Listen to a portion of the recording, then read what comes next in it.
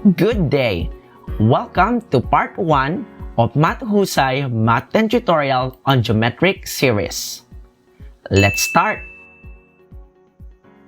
Consider the geometric sequence 3, 6, 12, 24, and 48. What is the sum of the first 5 terms? So to solve for the sum of the first 5 terms, we add the terms in the given geometric sequence. 3 plus 6 plus 12 plus 24 plus 48 is equal to 93. There's also another method to get the sum of the first 5 terms of this sequence. Now, we let S sub 5 be the sum of the first 5 terms of this sequence equal to 3 plus 6 plus 12 plus 24 plus 48.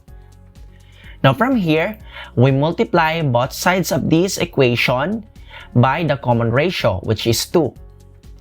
Now we have 2 S sub 5 equals 6 plus 12 plus 24 plus 48 plus 96. That's because we multiplied both sides of the equation by the common ratio. So, from here, we will subtract 2 S sub 5 from the original equation. So, subtracting it, you'll have negative S sub 5 equals 3 minus 96. So, we simplify the right side of the equation, we'll have negative S sub 5 equals negative 93 because 3 minus 96 is negative 93. Now, to solve for the sum of the first 5 terms of the sequence, we multiply both sides of the equation by negative 1. So the sum is 93, which is the same with how you solve it manually. Now, we will use the same analogy to find the explicit formula for the geometric series. So let's start. Consider the sum of the first n terms of the geometric sequence. S sub n equals first term plus a sub 1 times r, which is your second term, plus a sub 1 times r squared, which is your third term, up to so on, up to a sub 1 times r raised to n minus 1, which is your last term of the sequence. Now again, we multiply both sides of the equation by the common ratio r. So multiplying it, you will have this. So we have to subtract these two equations. We have equation 1 and equation 2. So again, we subtract equation 2 from equation 1. So we'll have this. So when you subtract equation 2 from equation 1, you'll have S sub n minus r times S sub n equals. Now, on the right side of the equation, you will only have the first term minus a sub 1 times r raised to n. From this, we can extract S sub n on the left side of the equation and factor it out as S sub n times the quantity of 1 minus r. So, on the right side of the equation, you can also pull out a sub 1. So, you'll have a sub 1 times 1 minus r raised to n. So, since we're talking about the sum of the first n terms of the geometric sequence or the geometric series in general, so divide both sides of the equation by 1 minus r. Now we have the first geometric series formula. S sub n equals a sub 1 times the quantity of 1 minus r raised to n all over 1 minus r. You can use this provided that your common ratio r must not be equal to 1. So this formula can be used if the first term is known and the common ratio is known. we know that the geometric sequence formula is a sub n equals a sub 1 times r raised to n minus 1. If we multiply both sides of this equation by the common ratio r, we'll have a sub n times r equals the first term times r raised to n minus 1 times r. Now, simplifying the right side of the equation, you will have a sub n times r equals a sub 1 times r raised to n. Since the geometric series formula s sub n is equal to a sub 1 times 1 minus r raised to n all over 1 minus r is just equal to a sub 1 minus a sub 1 times r raised to n all over 1 minus r.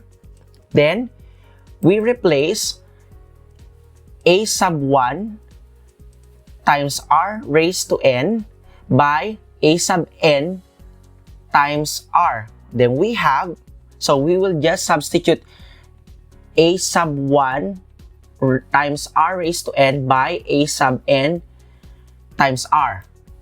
We will have the second geometric series formula. S sub n equals a sub 1 minus a sub n times the common ratio r all over 1 minus r, where r must not be equal to 1. So in this case, you can use this if you know the first term, the last term, and the common ratio. In general, we have two geometric series formulas. So the first one is S sub n equals a sub 1 times the quantity of 1 minus r raised to n all over 1 minus r. So you can use this if you know the first term and the common ratio.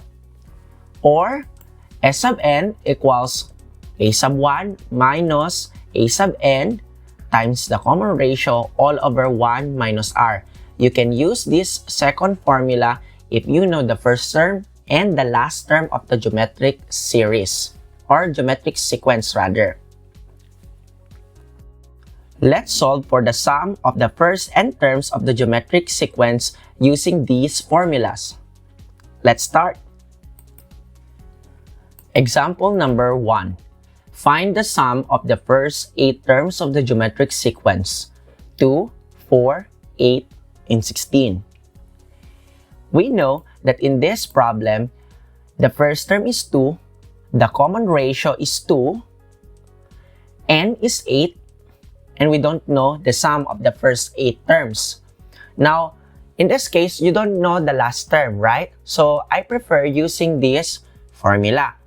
S sub n equals a sub 1 times 1 minus r raised to n all over 1 minus r. So, we'll substitute these values to this formula.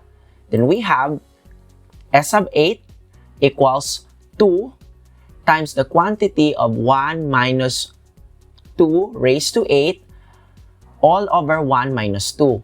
So we simplify first the numerator. So we start with 2 raised to 8. 2 raised to 8 is 256. Now in the denominator, 1 minus 2 is negative 1. So we have from the numerator 2 times the quantity of negative 255. That's because 1 minus 256 is negative 255 all over negative 1. So 2 times negative 255, it's negative 510 all over negative 1. So dividing both sides of the equation by negative 1, so you'll have the sum of the first 8 terms of the geometric sequence, which is 510. So the sum of the first 8 terms of the geometric sequence 2, 4, 8, 16 is 510.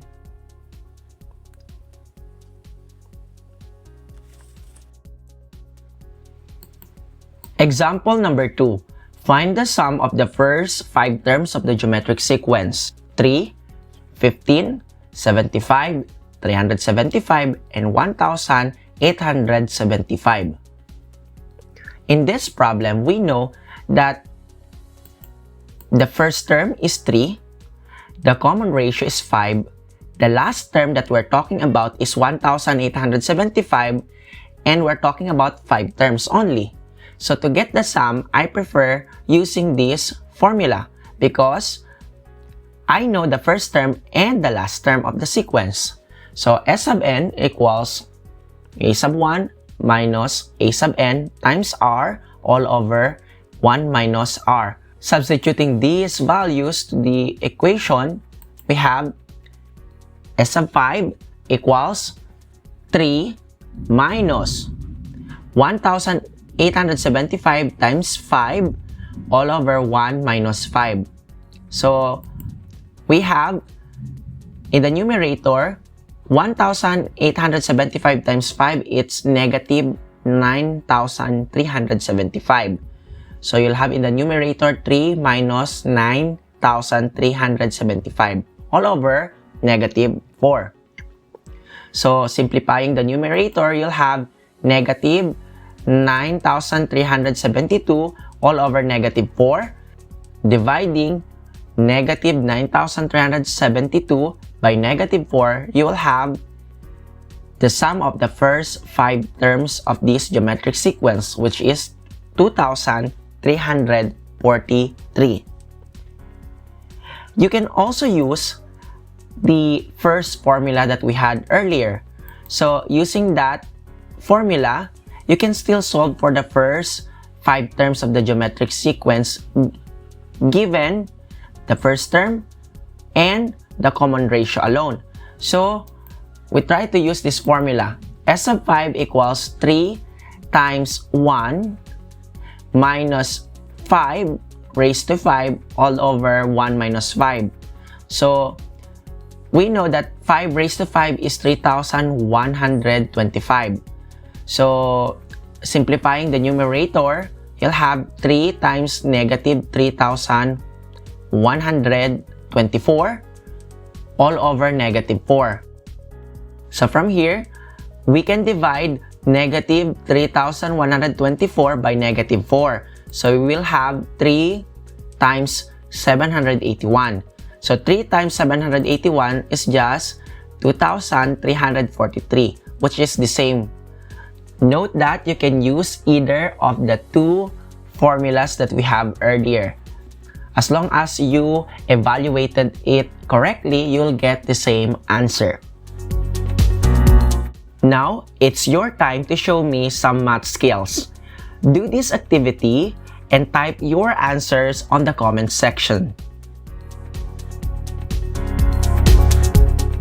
If you have learned how to find the sum of the first n terms of the geometric sequence, please give it a thumbs up, share, and subscribe to my YouTube channel.